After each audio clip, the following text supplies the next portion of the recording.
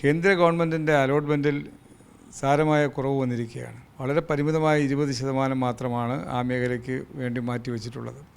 ഇന്ത്യയിൽ ഏറ്റവും അധികം കസ്റ്റമേഴ്സ് ഉള്ള ഒരു സ്റ്റേറ്റാണ് കേരളം. അത് മനസ്സിലാക്കിക്കൊണ്ടുള്ള ഒരു സമീപനം കേന്ദ്രം ആലോചിക്കുക. അല്ലാതെ എല്ലാ സ്റ്റേറ്റിനും ഒരുപോലത്തെ പരിഗണന കൊടുക്കുന്ന നിലപാടെടുത്താൽ കേരളം കൂടുതൽ രൂക്ഷമായ ഒരു പ്രശ്നത്തിലേക്കും പ്രതിസന്ധിയിലേക്കും പോകാനുള്ള സാധ്യതയാണ്. കേന്ദ്ര ഗവൺമെൻറ്റിനെ ഇത് ബോധ്യപ്പെടുത്താൻ മലയാളിയായ കേരളത്തിനെ പ്രതിനിധാനം ചെയ്യുന്ന സുരേഷ് ഗോപി എന്ത് റോളാണ് നിർവഹിച്ചത്? ആ സുരേഷ് ഗോപി വളരെ ഉയർന്ന് പ്രവർത്തിക്കേണ്ടുന്ന ഒരു ഘട്ടമാണിത്. അദ്ദേഹത്തിൻ്റെ വകുപ്പാണ് പെട്രോളിയം വകുപ്പ്.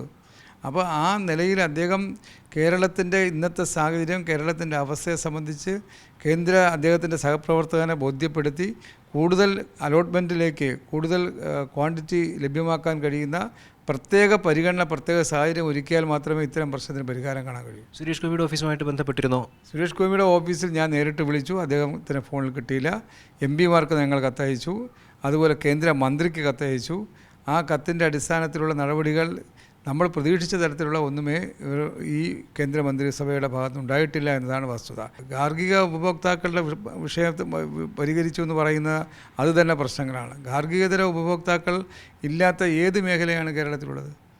സ്കൂളുകൾ, കോളേജുകൾ, ആശുപത്രികൾ, എന്തിന് ചെറിയ പെട്ടിക്കട വരെ, ശ്മശാനം ഉൾപ്പെടെ എല്ലാ IT സ്ഥാപനങ്ങൾ, എല്ലാ പൊതുമേഖലാ സ്ഥാപനങ്ങൾ, എല്ലാ സർക്കാർ സംവിധാനങ്ങൾ യാതൊരു ഗൗരവമായി കാണാതെ ലാഘവത്തോടുകൂടി ഈ വിഷയത്തെ സമീപിക്കുന്ന രീതിയാണ് പെട്രോളിയം മന്ത്രിയുടെ ഭാഗത്തുണ്ടായത്. അതേ പെട്രോളിയം വകുപ്പിൻ്റെ മന്ത്രിയല്ലേ സുരേഷ് ഗോപി. ഇതുവരെ നാക്ക് പുറത്തു വന്നോ?